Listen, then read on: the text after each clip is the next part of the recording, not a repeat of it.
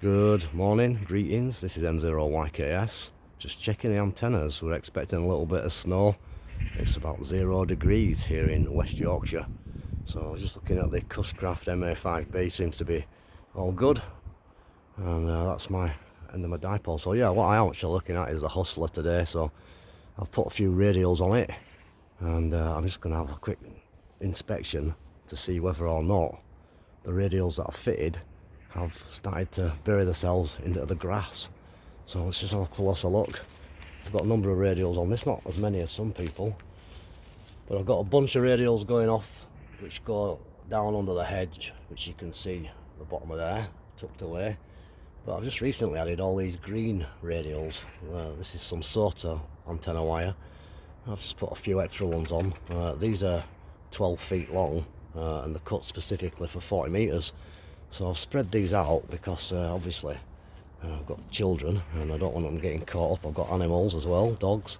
So I've started to pin these, and if you look carefully, I've pinned them down using some stainless steel TIG welding wire, and basically seems to have worked out okay. So they're starting to disappear in the grass. That's one there, and I've got one over here. So yeah, not the most exciting pictures or video, but I'm just letting you see how you can pin them out into the grass and they do vanish after a period of time. So that's the 6-band trap vertical from Hustler. It's now pretty resonant on 40 meters. It's about 1.4 on the SWR reading, and I've got a few of these radials dotted about. There's another one that drops under there, and again, as you can see, I was heading off in this direction and it's starting to disappear nicely. So by the time I think about cutting the grass next summer, or this summer, I've got another one over here, I'm hoping that the wire has vanished completely. This one's doing well. So it's just a quick video to show you how you can add a few radials one by one. Basically I'm going to put a few more on, and hopefully it will make a big significant difference to the performance.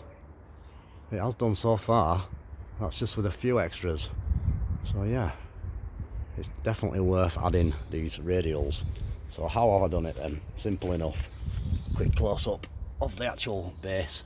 So as the antenna's mounted, you can see the coaxial connection there. I'll just get a bit around there like that. So you've got your two connecting points. You've got your inner coaxial cable, which is going to the center of the antenna, and you've got your braided grounding connection. So what I've decided is to connect all these wires to these Hustler bolts, we'll say, mounting bracket bolts, so they're very close to the actual coaxial connection, and that has worked out quite well. I've got a couple of other ones just bolted on there, so I'm probably going to fix a few more onto that hole, and hopefully that will make things even better.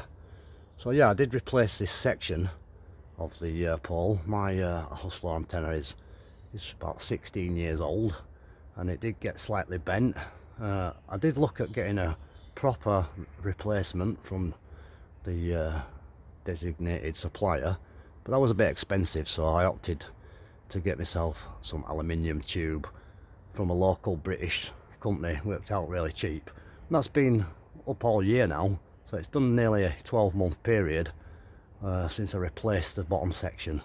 As you can see, it's straight as a die, no problem with the wind, and we've got it tuned up nicely. So that's the Hustler 6-band vertical with radials, and yeah, quite a good performing antenna, reasonable price, and I've had mine for 16 years. Hopefully catch you later, guys. This is M0YKS coming at you live and direct on a very cold winter's day. Stay safe and healthy, and thanks for watching.